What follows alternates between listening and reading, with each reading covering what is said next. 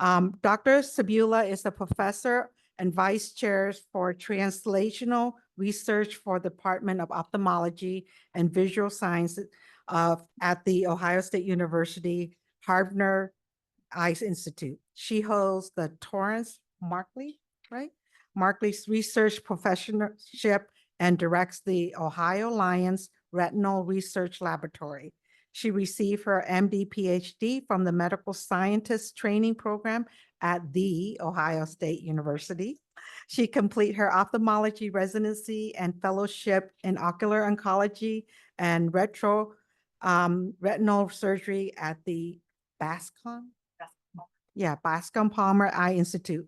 She is known for her work in ocular melanoma and the BAP1 tumor predisposition syndrome.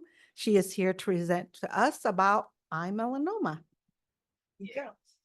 All right. Thanks for the invitation. It's really nice to be here today. And this is where we usually are. This is our Eye and Ear building. So this is our home territory. So we welcome you here. So I'm Colleen Cebulla. I'm going to talk about the melanoma that you can't see, usually. And I don't have any financial disclosures. So this is, ocular melanoma is often hidden. That's why it sometimes can be hard to diagnose it. This is an MRI scan of a patient, and you can see this dark area inside the eyeball. This is where this can hide out. So that's why we'll talk a little bit about eye screening and eye exams, why that's so important. So what is ocular melanoma? So there are some different types. One I'm not going to really talk about is conjunctival melanoma. That's on the surface of the eye, like outside the eyeball right here. And that's an even more rare type than the intraocular kind.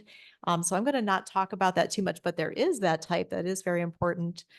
As well, it's a little bit more like a skin melanoma in terms of its biology and behavior. So I think that's a very important kind, but my talk will mostly focus on the intraocular kind of melanoma. And so this is a diagram of an eye, and you can see that this melanoma affects inside the eyeball. It affects the iris, which is the colored part of the eye. There's a part called the ciliary body. It's right behind the iris. You can't see it, but it actually makes some of the fluid for the front part of the eye. It's very important, and you can get the eye melanoma there. And then the most common one is in the back of the eye called choroidal melanoma. So it's like the melanoma forms inside the wall of the eye underneath the retina. And that's what that looks like. So here's what it can look like to us as the ophthalmologist. So you can see this is on the iris. This is an iris melanoma. It usually looks kind of brownish. Most cases, it can have some blood vessels there. Here's what it looks like in the ciliary body location. So you can see it through the pupil right behind the iris. And then this is what it looks like to me if I just look in somebody's eye in the back of the eye. This is normal. So this white thing is the optic nerve. All this orange stuff, that's the retina back there. In this area in the center, that's the center of your vision called the macula. And then this is what an ocular melanoma called choroidal melanoma can look like when it's in the back of the eye. So those are the things that we're looking for when you see the eye doctor. So what do we know about it? Is it common, not common? So in terms of ocular melanoma, or in terms of ocular cancer in adults, it is the most common one that starts in the eye, but it's really rare. So it's like we talk about 6 people per million get this every year. So the incidence is actually 1/8 that of skin melanoma. And a lot of people, when we tell them about it, they're like, man, I should have played the lottery. That's really rare. But it's a very important kind of melanoma. And, if we catch it early, it has a very good prognosis. But if we don't catch it early, kind of like in that MRI picture, then it has a very aggressive prognosis and a kind of high mortality rate. So that's why I want to catch it early and really screen people well. The median age is a little bit older, about 62 years. It kind of peaks in the 70s, but there are people who can get it much younger. And actually, there are several teenagers that get it. And so we care for some of them here, and we are doing a lot of research. I'll talk to you a little bit about that in genetics of ocular melanoma. Like, how can we find this, and who are the people that are going to get it early? How can we better treat them and either prevent their cancer or treat it really early? So here's more about risk factors. So light skin pigmentation is a risk factor. People who are African American or have more melanin in their pigment in their skin, or are Asian heritage, have much less risk, about 1/8 the risk of Caucasian patients. Also, eye color is really important. So if you have green or blue eyes, that's a risk factor for getting this type of cancer. Also, older age increases your risk. Some environmental exposures, there's really not a lot of environmental exposures that increase the risk of this. Sunlight, which is so important in so many cancers, really is not a big factor for ocular melanoma. But what is a factor potentially is arc welding. So we see a fair number of people with welding who do have a little bit higher risk of getting this. Another thing that I didn't add on the slide, but I think it's an important factor, is Agent Orange exposure. So a lot of our veterans who've had Agent Orange exposure, there's noted a higher incidence of getting this ocular melanoma cancer, and people are looking more into that. So if somebody talks to me, I always do good history and try to find out if they have that exposure. Other things, probably some of the most important things we want to know about is, do you have a pre-existing condition that in your eye that could increase the risk of this? And that specifically is called a choroidal nevus or a freckle. So luckily that's not super high risk. So like only 1 in 8,000 freckles could turn into ocular melanoma, but it's a super important thing. So we want to try to identify freckles and follow them. There's another condition called ocular melanocytosis, or nevus evoda is another name for that. So these people have a pretty high risk. So instead of 1 in 8,000, they might have like a 1 in 300 risk of getting ocular melanoma.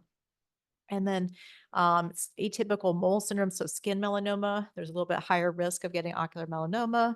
And then what is something that could be so important is actually your genetics. So that's something that we're really studying here. We're really passionate about that kind of research.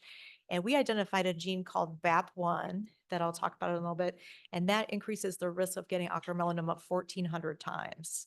So it's really important. Most people don't have that, but it's really important to find out if that's something that somebody might have. And this is just mentioning a little bit about genetics. So we noticed quite a while back that people who have ocular melanoma often have quite a bit of cancer in themselves or the family. And that's something like maybe 12% of our patients have that. So that's sort of what started our research in genetics. Okay, so what are symptoms? How do we diagnose this? So, okay, what are symptoms? Most people have no symptoms. That's scary. Okay, so that's why your eye exam is so important. But what are the symptoms people can have that could be flashes of light, like lightning or camera flashes? You can have floaters. They look like little bugs or hair or something. Sometimes you can have distorted vision or like a shadow in your vision. And then actually a lot of people describe a lava lamp or seeing like a windmill in their vision. So I think that's another symptom I added. Sometimes you could see a brown spot on the eye. And then also, it's not that common, but people could have feelings of eye strain or headache in their eye, or even they might describe it as a headache. So any of these they're kind of non-specific things, but they are important to check out. So how do we diagnose uveal or ocular melanoma? So the dilated eye examination is really the most important thing. So you can save a life by dilating somebody's eye, getting that eye checked. The American Academy of Ophthalmology recommends that everybody gets a dilated eye exam at age 40, at least by age 40. And then after that could be more frequently or earlier, especially if they have any of those symptoms we talked about. If they have conditions like diabetes, family history problems. So that's super important. But now, our field has so much technology going on. It's like, that's why, most of us who do this, we just love technology. So we have awesome ocular photographs. So, and you can go to an optometrist or ophthalmologist. They can do these wide field eye pictures, which I'll show you some more examples of that. But they are so good for screening. I think many people go to their eye doctor. They're like, oh, would you like to get the pictures? They get the pictures, and that's the first time that they pick up, something in their eye. And it may be a freckle, it may be a melanoma. I had one patient where she was being checked. She got a yearly photo, and then one year, all of a sudden, a melanoma popped up. So that was like, whoa. So because we had the prior photos, we knew that was a new thing, and we could just go ahead and treat it. So those are really helpful. I am a proponent of getting screening like that. We use a lot of other, technology. I'm not going to go into that, but just we take a lot of pictures, to try to do basically the test. We have a lot of things that we look at that are very technical. I won't go into, but that helps us diagnose this type of cancer non-invasively. It's the one type, maybe one of the only types of cancer where you can diagnose it based on clinical features, and you don't necessarily have to do a biopsy to confirm it. You really don't have to do one. So that's awesome. So our goal, we got to catch this early. Okay, we can really improve our outcomes tremendously. So can we find people who are at risk for this? So yes, so one of these things is getting your eye checked for a nevus. That's the medical word for freckle, or sometimes it's called a mole. So it's basically a spot in the eye. You probably can't see it too well in this picture, but the nevus is this brown spot right here where the arrow is. And you can see how that looked different than the melanoma. It's much smaller, it's flatter, it has less scary appearance. So what is it? It's a proliferation of melanocytes. That's the cell type that Dr. Hotsunov mentioned that becomes melanoma. About, people who are Caucasian, it's pretty common, like maybe about 6% or maybe more of Caucasian people might have these nevi, and it's maybe less common in other groups. And we got to follow this over time if we find it. But like I said, only about 1 in 8,000 become cancer. So how can we find the ones that are more risky? That's really important. So we actually have these criteria or characteristics called the high risk characteristics. And those are, we have a mnemonic that we all memorize to find small ocular melanomas using helpful hints. So what is that? So we have these criteria of how thick the freckle is, if there's fluid that it makes under the retina. Sometimes it can cause a little retinal detachment or fluid under the retina. If people have those symptoms, like I mentioned, like the lava lamp or, some of the other things, orange pigment we look for, if it's near the optic disc. On the ultrasound, we look for like if it looks hollow, and then a lack of a halo around the nevus. So these are just some of our pictures, fancy pictures showing the orange pigment. Orange pigment shows up really well in this, what we call autofluorescence picture. It looks white. And then the fluid, you can see this area here is fluid under the retina. And, if you don't have any of those factors, maybe 3% or less of these freckles will grow. But if you have 2 factors or more, up to 50% of those can grow. So you might have a 50% chance that you'd need to have treatment for ocular melanoma with those factors. So they're super important, and we're very good at looking for those. And we can even consider treating the eye if you have 2 or more of those factors. And then by treating these early, we have a much better prognosis. So what this says is, we can prevent metastasis in the majority of people, instead of like the large size, like half of the people getting metastasis, if we treated a small size, we'll have like 10% or less people getting metastasis. So it makes a difference. So why wouldn't we just treat anybody with a freckle in the eye with our treatments? So our treatments unfortunately do have vision loss associated with them just in that eye. So that's why we're not just going out and treating everybody, with a freckle. And then when you have a small freckle or atypical melanoma, again, the risk is low, and it's about maybe 1% metastasis at 5 years, maybe 4% at 10 years for small melanoma.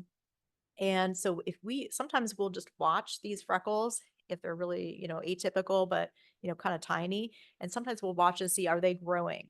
Okay. If they're growing, then we definitely have to treat them. And there was a paper that came out recently comparing, do you treat immediately with the risk factors, or do you wait to see if it's growing? And they had the same survival, at least on that study. So that's another option, is just watchful waiting and treat if it's growing, if it, it's appropriate. So that's a little summary there. I'll skip that. This is an ultrasound. This is just a little case showing why it's important to follow freckles. So this is an initial presentation of a patient. She has this white freckle. Sometimes these freckles are not always brown. Sometimes they're white. And here's the optic nerve down here. And then a year later, I'm like, oh, it looks a little bit different on the photo. And then this is why the ultrasound is so important. So see here, this is the inside of the eyeball and the ultrasound on the upper left. And then here I can see a bump has formed now, showing that the melanoma has grown significantly. And this is when we have to treat this. So the follow-up is super important for these kind of atypical freckles. And they can be really hard at that small size to distinguish from melanoma. So again, it just requires following their behavior and for growth. Okay, treatment. So how do we treat this, the eyes? So we try to save the eye. We have a lot of good treatments for that. I'll talk about some of those treatments here. So this is our most common treatment called ocular brachytherapy. So what that is I call it like a radiation patch surgery for the melanoma. This is a picture of what the melanoma can look like in the eye. And then you have what's called a radioactive plaque. It looks like a gold bottle cap, and I surgically affix it to the outside of the eye right over where the tumor is. And sometimes we use ultrasound and different methods to make sure we have it right in the right spot. It's going to be on there for 4 days, and it's going to zap the tumor and basically inactivate it and sanitize it. Once it's been on there 4 days, we do the surgery to take this implant off the eye, and then you'll be radiation free. So that's the typical treatment used around the world. It's the most common treatment. And so it allows us to try to save the eye, which is great, while also saving the life. These are just some pictures of the plaque and another example what it can look like with the radiation rays going out. Another type of treatment. So has anyone heard that Ohio State got a proton beam center? So yeah, that's exciting. So proton beam can also be used to treat ocular melanoma. So that requires special equipment and like special training and stuff. So we don't have this right now, but our plan is to get this type of treatment in the future for ocular melanoma. Some advantages of this type of treatment is that it can help, especially for optic nerve melanoma treatment. So we're really excited about this, but we're still probably quite a few years away from developing this treatment here. Okay, enucleation is another important way that we treat this melanoma. Typically, we're going to do this. This is really the most important treatment for large melanomas. And here's an example. We place this orbital implant here, and we attach the eye muscles to that. So we have the volume of the eye, and it has a little bit of movement, which is great. And so then once the tissues heal here, typically about a month or more, then people can go get an ocular prosthesis. And many times it can be hard to tell, if people have had this surgery or not. Even in the eye doctor, there are stories of people coming and they're trying to check the pressure. They're like, oh no, it's so hard. But they're checking the prosthesis. So that was pretty interesting. But yeah, people can really do well with this type of treatment. You might have heard of a laser treatment to treat ocular melanoma. This can be sometimes used for small melanomas. It's done in the office. It has a higher rate of recurrence of the tumor than radiation. So we don't recommend that very much, but for certain people that can be helpful. And sometimes we combine it with the brachytherapy treatment. And then here's some exciting future potential treatments. This is under clinical trial right now. Basically, they call it a viral nanoparticle. This is a really hard thing to say. Belzupacap sarcalatan. And then what the concept is we inject this medicine inside the eye. Okay. And they want to inject it actually in what they call the suprachoroidal space. So kind of delivering it right to where the melanoma area is. And see, then this sort of like a blue is going around the melanoma. And then what happens is we are going to do a special dye that activates that drug or a special laser. We're going to shine a laser light on this little spot here, activate the dye in the drug, and that will help kill the melanoma. So it's really exciting. People need several rounds of this treatment. Currently, I think you need 9 rounds of the treatment is what they're evaluating in the clinical trial. But it looks like it has some effect on these small melanomas. So we're really excited about, this as a potential non-radiation based therapy in the future. Okay, so if you've been diagnosed with a melanoma, many times when we talk about treatment, we want to take a biopsy. It's not because we don't know that it's melanoma of the eye, but we are going to find out a lot of information from that biopsy that's important for prognostic testing and then later management with our medical oncology colleagues like Dr. Hasanov, Dr. Wu, et cetera. We really want to do that if possible. So what do we find out? Well, we can find out if the tumor behavior biologically is going to be more risky, more likely to metastasize, or less risky. And for high risk tumors from that send out test. We want to have more frequent monitoring, try to catch the cancer early by doing the scans more frequently, or sometimes an adjuvant clinical trial can be conducted, like we did one here a few years back, to see if we can reduce the risk of metastasis developing. So this is I tried to get a movie. I didn't have a great set of a movie there, but this picture is showing a needle going into the tumor there in the eye. So we operate under a microscope. We have little fine needles like the size of a toothpick, and it goes in through a special port, and it goes through, and we aspirate out some tumor cells to send away. So what do we do with that? Question? Your slides, sorry, I'm on the virtual side.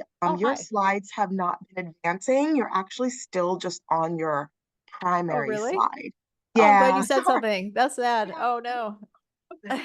Seeing the slide? They're not seeing the slide. They said they're not advancing on the Zoom. Stop sharing. Let me Yeah, start stop. doing something. Hold on. Yeah, Stop just- sharing and then reshare. Yeah. Okay. Share again. Okay, I'm glad you said something. Screen or this one? Reshare. Or the screen.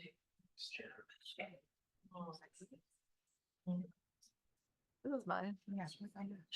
Okay. Share. Okay, let's test it out. Can you see this precision medicine? Yes, we can see that. And then let's see if it's moving here. Oh, wait. Okay, can you still see this? Can you see it change? Yes, we can see it change. Perfect. Oh, okay, great. Thank I'm you. so sorry that Thank couldn't see that you. stuff. Okay, well, anyway, here's the tumor biopsy, and now here. So, okay, this has led to what we call precision medicine. Oh, is there a question back there? 10 minutes? Okay, perfect. This has led to what we call, has anyone heard of precision medicine?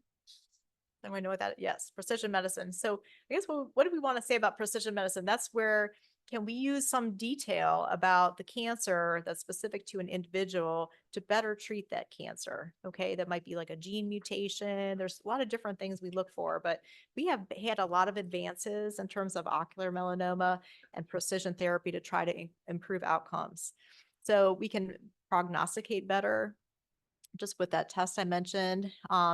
Also, metastasis screening is important. We have these national guidelines from the National Commission on Cancer. So they have very good guidelines in terms of better recommendations for screening, also for like genetic testing. And then also we have these genetic advances too. So anyway, I'm going to just talk about, like I said, in that send out test, we can detect abnormalities. Some of these are on the chromosomal level. There's one called monosomy 3. So here's a karyotype. You only have one copy of chromosome 3, and that's a bad melanoma when they have that. Probably the most common test we do is this gene expression profile test. So one of the companies that does that is called Castle Biosciences. So for example, you can have a lower risk profile, intermediate, and high risk profile. And that class 2 is known as the high risk profile. Those are the patients that we want to check like every 3 or 4 months with body scans, at least for a few years. Okay. We also check this thing called PRAME. So on the report, it might say PRAME, which stands for preferentially expressed antigen in melanoma. And so if you have PRAME positive, it could be positive or negative, but if you have a positive, that's a higher risk one. We're going to follow you closer. And then we have specific gene mutations in the cancer cells. And so if you have a BAP1 mutation in the cancer cells, those are the higher risk ones. SF3B1's intermediate, EIF1AX is lower. So again, this is all really helpful to know how frequently to follow you. Size of the cancer matters a whole lot. If you have a class 2 tumor, which is the high risk tumor, but it's small, the base is less than 12 millimeters, your survival is going to be up here. It's going to be much better. So that's why we really could do some eye exams, catch it early. But if it's larger, then the survival is much worse. So we got to really try to catch them early. How do we screen? So we want to do, again, like Dr. Contreras was mentioning, if we can do abdominal MRIs, that's super helpful for catching melanoma in the liver. That is probably the most sensitive test that we can do. CAT scans are also okay, but again, the MRI has the best sensitivity. Lungs are also important to check, so at least a chest X-ray is also important. And again, we want to do it very frequently if it's a high-risk melanoma. So our group, I'm just going to talk about our group a little bit. So we're really excited about genetics in ocular melanoma. And we actually helped identify a new hereditary cancer syndrome called BAP1 tumor predisposition syndrome. So there are other syndromes that can cause cancer, but this is a pretty new one that we helped identify in 2011. And it's on that chromosome 3. For some reason, chromosome 3 is pretty important in this tumor. So my colleague, Dr. Abdelrahman, Nick Hayward, they have formed an international consortium for BAP1 called the BAP1 Interest Group Consortium. And so we're doing a lot of work to try to understand the syndrome better. Just internationally, we have like 79 countries, I think, involved in that. So just pretty good group. And again, my senior partner who is retired now, Dr. David Orff, really started this whole thing looking at ocular genetics. And our geneticist is Dr. Abdelrahman, who's made such big contributions. And this is our current team here. So the three of us, we have Lindsay Byrne is our genetic counselor who's doing a ton of work in ocular melanoma and BAP1. And then we hired now, Kaylee Ramsey is a physician assistant who we just hired, and she's spearheading this BAP1 clinic so that when if we find somebody that has the BAP1 tumor predisposition, we want to screen them. So before they get cancer, we're going to try to find any cancer or prevent it early if we can. And actually, we are hosting in 2 weeks a webinar on the genetics of ocular melanoma. It's part of the Ohio Ocular Oncology Symposium. And I have sent out our advertising flyer to Feng so she could maybe forward it to the group for anybody who's interested. But we'd love to have you come as a Saturday morning for like an hour. So we'll talk about that more. But this is just in a nutshell the BAP1 tumor predisposition syndrome. There are 4 main cancers associated. So ocular melanoma is the one that presents the earliest, and it's pretty common. This is where we see the 15 and 16-year-olds pretty commonly. We also have skin melanoma. There's also basal cell carcinoma is higher. Then there's a cancer called mesothelioma. Has anyone heard of mesothelioma? Yep. So that's the one you can hear with asbestos, but also can be caused with this, and then kidney cancer. There's some other more rare things over here, but including meningioma. Right. All right, so there we go. So again, I mentioned that we have created a special clinic. And so we have really linked up at Ohio State with all the different providers who care for all those cancers that I mentioned. And again, our goal is early cancer detection. And this is why it matters. This is an example of a family with BAP1.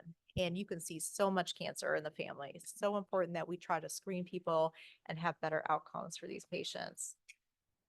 And of course, we have more we can do with ocular melanoma as well. So I'm going to let Dr. Wu's going to talk about that. And we've already had Dr. Hassanev talk a little bit about that. And then also, we're so excited because there's so much research going on now for ocular melanoma treatment. Before, for many, many years, we had really nothing. Then we're starting to get more and more things coming through. And there's some new ones. I've seen some really exciting things. There's one medication coming out that it looks like they're looking to see whether it can actually try to shrink the ocular melanoma before we even treat the eye, maybe to even save some eyes by doing that. And it seems to work also for the metastatic disease. So I'll talk about that when we know more later, but we're excited about all this research. So in conclusion, we just have a lot of precision medicine advances that we're excited about. Especially Ohio State's been very involved in that. We're going to keep working on that. We're improving our treatments, and again, a lot of genetic advances for ocular disease. There are also a lot of patient resources. So I think you guys might have, of course, we have Melanoma Research Foundation here, but we also have, many other groups, a Cure Insight, Ocular Melanoma Foundation. And then these are the Eye Cancer Network has a little bit of information, International Society for Ocular Oncology, that's an international group. And then this is the OSU James website also has some information on ocular melanoma. So I'd like to acknowledge our super group and our team and just thank everybody very much and answer any questions. Yes. Yes. Does the ocular melanoma, is that normally a primary outbreak, or can melanoma from other places travel and jump there? Yeah, that's a great question. So I don't know if everybody could hear the question, but is ocular melanoma a primary cancer, or can skin or other melanomas travel to the eye? So both can be possible. The ocular melanoma I was talking about is the one that starts in the eye. That's a primary cancer. But also we take care of patients who have, their skin melanoma that spreads to the eye. And so, and sometimes that can be difficult to distinguish, but we have our ways of doing that. The main way is they're biologically different and have different genes. So we can actually tell genetically, is it a skin melanoma or is it an eye melanoma? Do you know how often it jumps to the eye versus being a primary cancer? Yeah. More commonly, we see it as a primary cancer, let's say, but it can rarely go to the eye. Rare. From skin. Mm-hmm. Yeah, good question. Question? As skin melanoma Mhm. patients, is there anything special we should be telling our eye doctors? And does it matter if it's an optometrist or an ophthalmologist? Yeah, I think the question was, as somebody with skin melanoma, what should we tell our eye doctors about that? And does it matter if it's an optometrist or ophthalmologist? I think it's a great idea to tell your doctor that you have skin melanoma, and they're going to take a look at your eyes. I think if they do offer you to take pictures of your eyes, I think I always recommend that. So I think that really looks at the back of the eye and catches a whole many things easier. I think, optometrists and ophthalmologists, I think both are good. Optometrists, they're not medical doctors, so they are good at screening though, many cases. Ophthalmologists though have much more training and are medical doctors. And so they do like medical and surgical treatments of the eye. So if you have a nevus or like a more advanced condition, probably those, especially people who would have a higher risk, I would recommend, like if you have a nevus, that's a higher risk nevus, I would suggest maybe an ophthalmologist opinion, or there's ocular oncologist, which is like me, to double check things. So you can always get a second opinion if you need it. Yeah. Question? Yeah, I have a question. So the picture of the eye, Yeah. my optometrist does it, but it's Yeah. covered by insurance. Do you Yeah. have to present it to them to start covering it as part of it? Oh, that's such a great question. Yeah. So the question is like, oh, I get these eye pictures, but my insurance doesn't cover it. So that's frustrating. Is there any way, what can we do about that? So, I mean, that's such a great question. I think the screening, I think eventually, that will become covered at some point. There's a lot of work with telemedicine, and people are looking at, like, even in the regular physician office, like for a diabetes check with your primary care doctor, to maybe do an eye picture. I mean, I would love to have the eye cameras in Kroger and, like, whatever, and everybody get their eye picture, but I don't know when that will happen. But yeah, no, I think we just have to do more work. I think maybe patient groups could advocate perhaps for trying to get these eye pictures covered. I think patients have a lot of power, and the groups, have a lot of power to lobby Congress and say, hey, this is really important. This could save lives. We really need to get these pictures covered. I think that's the only way, along with the physicians, recommending, I think that's the only way that we're going to try to move in that direction. Question. Yeah, is it a safe assumption if you have no other risk factors, Mhm. go to your doctor, regular eye exam, they dilate your eyes? Mhm. Is it safe to assume that they would pick up early? Yeah. So the question is, like, is it safe to assume that when you go to your regular eye doctor, they dilate your eyes? Like, are they going to pick this up? I would say, in most cases, they are going to pick this up. The dilated eye exam is like the gold standard for picking up this kind of stuff. But, what I've seen also is that things can be subtle or hard to see. And just having that picture does actually provide some, like, layer of comfort that, it's another double check to find something that may be hard to see. Yep. Question? All right. One eye to the other. One eye to the other. Can this ocular melanoma go from one eye to the other? That's super uncommon. That almost never happens. It's usually if we see like melanoma in like both eyes, that's usually people might have like the BAP1 syndrome, or something like that. But again, yeah, going from one eye to the other is super uncommon. Yeah. Question. I take it you recommend sunglasses. Mhm. Nice version. Yeah. What about sunglasses? So, Sunglasses, I think the sunlight is controversial. It may not be super important in, ocular melanoma, like in the back of the eye developing. But we definitely recommend, sunglasses that are good UVA and UVB blocking, like close to 100%, because you have a lot of eyelid tissue that gets skin cancer all the time. And if you wear a good UVA and UVB blocking, you're going to reduce all that skin cancer that forms on the surface of the eye, the skin, around the eye, so I think Dr. Putra-Cool, you want to suggest, jump in on that? I do about 2 eyelid skin cancers a week. Yeah, she does 2 eyelid skin cancers a week. So sunglasses are very helpful in reducing that trigger for those kind of things. Great question. All right, I don't want to delay your lunch. So thank you guys. Thank you.